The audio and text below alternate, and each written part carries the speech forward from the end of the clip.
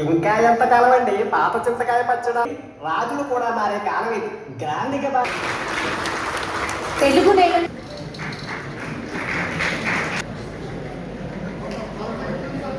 ఈ యొక్క ఫిల్మ్ నేను మీకు అందరికీ ఏదో చెప్పాలనేది తీయలేదు. నిజానికి ఇది తీసే ప్రాసెస్లో నేను చాలా నేర్చుకున్నాను. అంటే వారు ఎప్పుడైతే ప్రపంచ తెలుగు మహాసభలు యొక్క లఘు చిత్ర పోటీలు పెట్టారో నేను ఏదో కొత్తగా ప్రయత్నిద్దామని ట్రై చేశాను.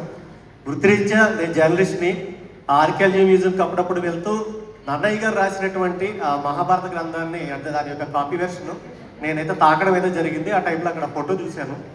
ఫోటో చూసినప్పుడు ఆయన గురించి నేను తెలుసుకుంటుంటే, అంటే తెలుగు రాష్ట్రం గురించి జరిగినటువంటిది నాకు తెలుసు, పొట్టి శ్రీరాములు గారు ఇది. బట్ భాషా ఉద్యమం అని దాని మీద వ్యవహారిక భాష గురించి వీళ్ళ గురించి ఇంత పెద్ద పోరాటం జరిగిందనే విషయం నాకు మొదటి వరకు తెలీదు. ఇది తీసే ప్రాసెస్లోనే తెలుసుకున్నాను. సో ఇంకోటి ఏంటంటే, నేను ఈ యొక్క దీంట్లో భయపడ్డాను ఎలా వస్తుంది ఏంటి అనేది. ఎందుకంటే అందరూ చాలా క్వాలిటీతో పెద్ద పెద్ద కెమెరాతో తీశారు. నేను మాత్రం తీసింది కేవలం ఇది నా చిన్న ఈ మొబైల్ తోటి ఈ రెండు తీశాను. అంటే మాకున్న జీరో బడ్జెట్లో తీయడం అయితే జరిగింది. నేను దగ్గర మాట్లాడేటప్పుడు సూర్య గారు చిన్న కెమెరాతో తీశాను, మీరందరూ పెద్ద పెద్ద కెమెరాలతో తీశారు, మ్యూజిక్ ఎలా వస్తుందో, యాక్టర్లు ఎలా వస్తాయో అని అన్నారు. సినిమా తీయడానికి ఐడియా కావాలి, సినిమా తీయడానికి చిత్తశుద్ధి కావాలి. చిత్తశుద్ధి ఉంటే ఫోన్ కెమెరాతో కదా, బొమ్మకి పిల్లలు ఆడుకున్న బొమ్మ కెమెరాతో కూడా సినిమా వస్తుంది. ఐడియా ఉంటే చాలు. మీరు ఐడియా చాలా బాగుంది. మీరు కెమెరాల గురించి, మ్యూజిక్ గురించి, నటుల గురించి ఆ తర్వాత ఐడియా ఇంపార్టెంట్. అది ఈ గుండెకి ఆవేదన కలిగితే స్పందిస్తాడు.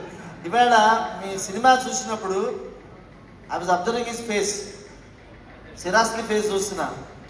ఒక్కొక్కసారి వాళ్ళిద్దరు హృదయం కూడా ఆర్ద్రమైపోయింది కొన్ని సీన్స్కి, ఆ త్యాగానికి, ఆ మహానుభావుడు యొక్క త్యాగానికి. మన సూర్య గ్రంథ మన నిఘంటు గురించి మనం మాట్లాడుకుంటున్నాం. అది ఎలా పుట్టుకొచ్చిందో ఆ మహానుభావుడు త్యాగం చాలా గొప్పగా చెప్పారు. మీకు ధన్యవాదాలు. Thank you Ravi. Thanks for your heartfelt feelings. Thank you.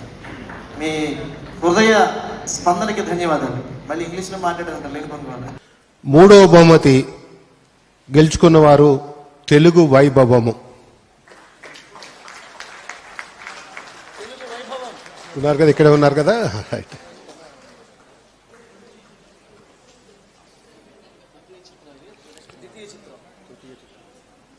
ఈ మూడవ బహుమతి 50,000 రూపాయలు ఇవ్వటం జరుగుతుంది. ఉత్తమ కూర్పు తెలుగు వైభవం సూర్య అకొండి.